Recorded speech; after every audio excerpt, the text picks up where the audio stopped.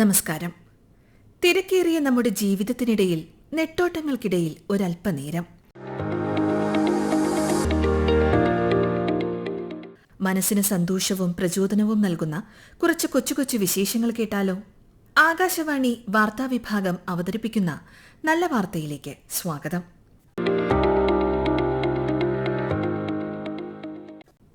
സർക്കാർ വൃദ്ധസദനത്തിൽ നിന്ന് പുതിയ ജീവിതത്തിലേക്ക് കടക്കുന്ന വിജയരാഘവനെയും സുലോചനയെയും കുറിച്ചാണ് നല്ല വാർത്തയിൽ ആദ്യം. തൃശൂർ ഗവൺമെന്റ് വൃദ്ധസദനത്തിൽ നിന്ന് ഇരുവരും ഇനി ഒരുമിച്ചൊരു യാത്ര ആരംഭിക്കുകയാണ്. സ്പെഷ്യൽ മാരേജ് ആക്ട് പ്രകാരമാണ് 79കാരനായ വിജയരാഘവനും 75 വയസ്സുള്ള സുലോചനയും വിവാഹിതരായത്. പേരാമംഗലം സ്വദേശിയായ വിജയരാഘവൻ 2019 ഇരിങ്ങാലക്കുട സ്വദേശിയായ സുലോചന 2024 വൃദ്ധസദനത്തിൽ എത്തിയത്. ഇരുവരും ഒരുമിച്ച് ജീവിക്കണമെന്ന ആവശ്യം വാർഡനെ അറിയിക്കുകയായിരുന്നു. സാമൂഹിക നീതി വകുപ്പാണ് ചടങ്ങിന് നേതൃത്വം നൽകിയത്. ഉന്നത വിദ്യാഭ്യാസ സാമൂഹിക നീതി വകുപ്പ് മന്ത്രി doctor R Bindu, mayor MK Varghese എന്നിവർ വിവാഹത്തിന് സാക്ഷ്യം വഹിച്ചു. കോർപ്പറേഷൻ ക്ഷേമകാര്യ standing committee chairperson Shyamala Muraleedharan, ജില്ലാ സാമൂഹ്യനീതി ഓഫീസർ, വൃദ്ധസദനം സൂപ്രണ്ട്, വൃദ്ധസദനത്തിലെ മറ്റ് അന്തേവാസികൾ തുടങ്ങിയവർ ഇരുവരുടെയും സന്തോഷത്തിൽ പങ്കുചേർന്നു. വാർദ്ധക്യം പ്രതീക്ഷകളുടെയും സന്തോഷത്തിന്റെയും കൂടിയാണെന്ന സന്ദേശമാണ് വിജയരാഘവനും സുലോചനയും നമുക്ക് നൽകുന്നത്.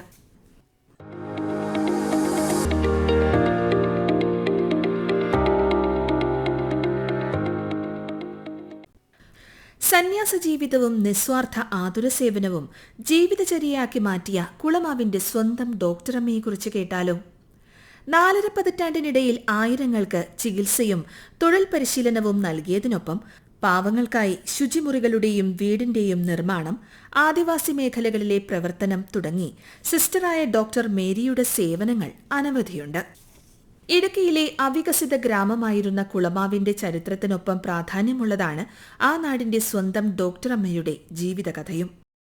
കുളമാവുകാർ അനുഭവിച്ച ദാരിദ്ര്യവും ഇല്ലായ്മയും നിറഞ്ഞ പതിറ്റാണ്ടുകൾക്ക് മുന്നിലെ പിന്നോക്കാവസ്ഥയുടെ നേർചിത്രങ്ങളിലൂടെയാണ് ആ കഥ തുടങ്ങുന്നത്. പിന്നീടിങ്ങോട്ട് ഓരോ വളർച്ചയിലും ഡോക്ടറമ്മയുടെ കയ്യൊപ്പമുണ്ട്. സന്യാസിനിയായി ജർമ്മനിയിലെത്തി മെഡിസിൻ പഠനവും പൂർത്തിയാക്കി 1979 ജോസഫൈൻ എന്ന sister doctor Mary Kulamavu SH കോൺവെന്റിൽ എത്തുന്നത്. മഠത്തിനോട് ചേർന്ന് സ്ഥാപിച്ച സെന്റ് ജോസഫ് ഡിസ്പെൻസറിയിലൂടെ ഡോക്ടറുടെ സൗജന്യ സേവനം ആയിരങ്ങളിലേക്കെത്തി. സിസ്റ്റർ തുടങ്ങിയ സോഷ്യൽ സെന്റർ എന്ന സ്ഥാപനത്തിലൂടെ 100 കണക്കിന് പെൺകുട്ടികൾ തയ്യൽ പഠിച്ച് സ്വയം തൊഴിൽ കണ്ടെത്തുകയും സംരംഭകരാകുകയും ചെയ്തു. പ്രദേശത്തെ നിരവധി ആളുകൾക്കായി വീടുകളും ശുചിമുറികളും നിർമ്മിച്ചു. ഗോത്ര സമൂഹത്തിനായും സിസ്റ്റർ ഒട്ടനവധി സേവനങ്ങൾ നൽകി. ഒരു മനുഷ്യായുസ് മുഴുവൻ തങ്ങൾക്കായി മാറ്റിവെച്ച ഡോക്ടറമ്മ വിശ്രമജീവിതത്തിനായി മൂലമറ്റത്തെ മഠത്തിലേക്ക് മാറുമ്പോൾ ഡോക്ടറമ്മ കുളമാവിനോട് യാത്ര പറയുന്നതിന്റെ സങ്കടവും നാട്ടുകാരിലുണ്ട്. കുളമാവിന്റെ ചരിത്രവും ജീവിതവും രേഖപ്പെടുത്തിയ നിരവധി പുസ്തകങ്ങളും സിസ്റ്റർ രചിച്ചിട്ടുണ്ട്.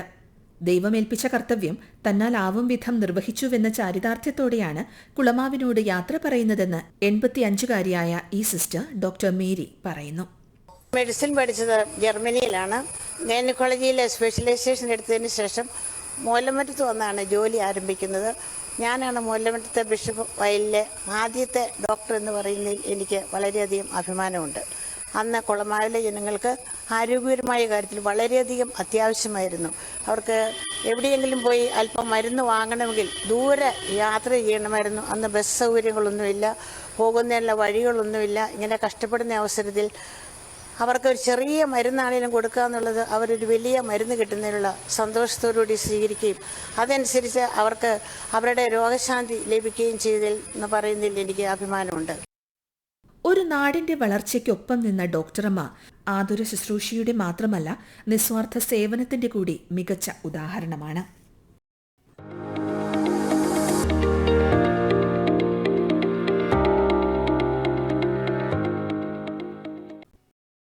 പ്ലാസ്റ്റിക് മാലിന്യം മനുഷ്യരാശിയെ ആകെ ആശങ്കപ്പെടുത്തുന്ന ഒരു വിഷയമാണ്. കടലും പുഴയും മണ്ണും വനവും എല്ലാം അതിവേഗം മലിനപ്പെടുത്തുന്ന പ്ലാസ്റ്റിക് പ്രശ്നത്തിന് ഒരു പരിഹാരം കണ്ടെത്തിയിരിക്കുകയാണ് ജപ്പാനിലെ ശാസ്ത്രജ്ഞർ. കടൽ വെള്ളത്തിൽ ലയിക്കാൻ കഴിയുന്ന പ്ലാസ്റ്റിക് കണ്ടെത്തിയിരിക്കുകയാണിവർ. സൂക്ഷ്മാണുക്കളുടെ സഹായത്തോടെ ദോഷകരമല്ലാത്ത ഘടകങ്ങളായി പ്ലാസ്റ്റിക്കിനെ വിഘടിപ്പിക്കാൻ ഇതുവഴി സാധിക്കും. 2040 പ്ലാസ്റ്റിക് പ്രതിസന്ധി 3 മടങ്ങ് വർദ്ധിക്കും എന്ന് വിലയിരുത്തപ്പെടുന്നതിനിടെയുള്ള ഈ കണ്ടുപിടുത്തം പ്രതീക്ഷ നൽകുന്നതാണ്. ജപ്പാനിലെ യൂണിവേഴ്സിറ്റി ഓഫ് ടോക്കിയോയും RIKEN centre for emergent matter സയൻസും സംയുക്തമായാണ് ഈ കണ്ടുപിടുത്തം നടത്തിയിരിക്കുന്നത്. നിലവിലുള്ള പല ബയോഡിഗ്രേഡബിൾ പ്ലാസ്റ്റിക്കിൽ നിന്നും വ്യത്യസ്തമായി ഈ പ്ലാസ്റ്റിക് പൂർണ്ണമായും ലയിക്കുമെന്നാണ് കണ്ടെത്തിയിരിക്കുന്നത്. വ്യാവസായിക അടിസ്ഥാനത്തിലുള്ള ഈ ബദൽ പ്ലാസ്റ്റിക്കിന്റെ ഉൽപാദനം സംബന്ധിച്ച് തീരുമാനമായില്ലെങ്കിലും മനുഷ്യന് ഒഴിവാക്കാനാവാത്ത എന്നാൽ ഏറെ പ്രത്യാഘാതങ്ങളുള്ള ഈ പ്ലാസ്റ്റിക് പ്രതിസന്ധിക്ക് ഫലപ്രദമായ പരിഹാരമാകുമെന്ന പ്രതീക്ഷയാണ് ഈ കണ്ടുപിടുത്തത്തിലൂടെ ലഭിക്കുന്നത്.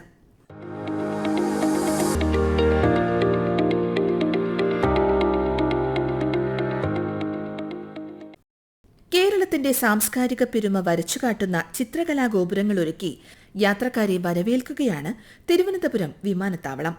ചാക്കയിലെ രാജ്യാന്തര ടെർമിനലിലേക്കുള്ള ഓവർബ്രിഡ്ജ് ടവറുകളാണ് ചിത്രഗോപുരങ്ങളാക്കി മാറ്റിയത്.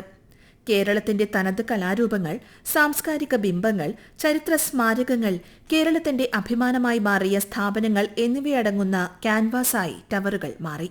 തെയ്യവും കഥകളിയും മുതൽ ഒപ്പനയും മാർഗം കളിയും പൂരവും രഥോത്സവവുമാണ് ആദ്യ ഗോപുരത്തെ മനോഹരമാക്കുന്നത്. മലയാള ഭാഷയുടെ പിതാവ് തുഞ്ചത്ത് എഴുത്തച്ഛനിൽ തുടങ്ങുന്ന രണ്ടാം ഗോപുരത്തിൽ മലയാളം അക്ഷരമാലയും കളരിയും ആയുർവേദവും മുതൽ വള്ളംകളി വരെയുണ്ട്. മൂന്നാം ഗോപുരം തിരുവനന്തപുരത്തിന്റെ കലാസാംസ്കാരിക പാരമ്പര്യത്തിന്റെ നേർക്കാഴ്ചയാണ്. പത്മനാഭസ്വാമി ക്ഷേത്രം, ഭീമാപ്പള്ളി, പാളയംപള്ളി, രാജാ രവിവർമ്മയുടെ അനശ്വര പെയിന്റിങ്ങുകൾ, രാജകൊട്ടാരങ്ങൾ എന്നിവ ഉൾക്കൊള്ളിച്ചിട്ടുണ്ട്. നാലാം ഗോപുരം ആധുനിക തലസ്ഥാനത്തിന്റെ മുഖമാണ്. നിയമസഭാ മന്ദിരവും വിക്രം സാരാഭായി സ്പേസ് സെന്ററും ടെക്നോ പാർക്കും നേപ്പിയർ മ്യൂസിയവും മുതൽ വിഴിഞ്ഞം രാജ്യാന്തര തുറമുഖം വരെ നിറക്കൂട്ടുകളായി ഇവിടെ കാഴ്ചയൊരുക്കുന്നു. രാജ്യാന്തര യാത്രികർക്ക് തിരുവനന്തപുരത്തെക്കുറിച്ച് ഉൾക്കാഴ്ച നൽകുന്ന ഒരു കവാടം തന്നെയാണ് ഈ ഗോപുരങ്ങൾ.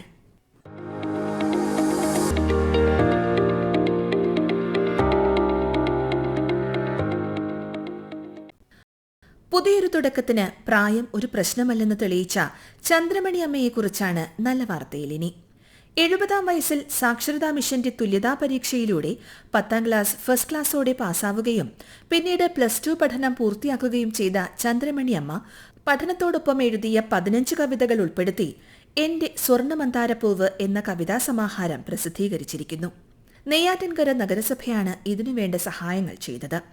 പൊതുവിദ്യാഭ്യാസ വകുപ്പ് മന്ത്രി വി ശിവൻകുട്ടി തന്റെ ഫേസ്ബുക്ക് പോസ്റ്റിലാണ് ഈ വിവരം പങ്കുവച്ചത്. തന്റെ ജീവിതത്തിലെ ഏറ്റവും സന്തോഷം നിറഞ്ഞ വർഷങ്ങളാണിതെന്ന് ചന്ദ്രമണിയമ്മ അറിയിച്ചതായി അദ്ദേഹം പറയുന്നു. ഏവർക്കും ഒരു പ്രചോദനമാണ്. വിദ്യാഭ്യാസത്തിന് പ്രായം ഒരു തടസ്സമല്ല എന്ന് തെളിയിച്ച ചന്ദ്രമണിയമ്മ.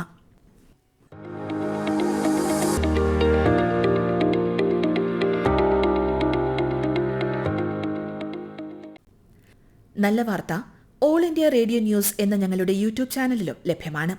നല്ല വാർത്തയെക്കുറിച്ചുള്ള ശ്രോതാക്കളുടെ അഭിപ്രായം nallavaartha@gmail.com എന്ന ഇമെയിൽ ഐഡിയിലും യൂട്യൂബ് കമന്റായും അറിയിക്കാവുന്നതാണ്. ശ്രോതാക്കളുടെ അഭിപ്രായങ്ങൾ ഞങ്ങൾക്ക് വിലപ്പെട്ടതാണ്. നല്ല വാർത്ത അവതരിപ്പിച്ചത് ആകാശവാണി പ്രാദേശിക വാർത്താ വിഭാഗം. ഏകോപനം ലെമി ജി നായർ. തയ്യാറാക്കി അവതരിപ്പിച്ചത് ലക്ഷ്മി ശ്രീ വിജയ.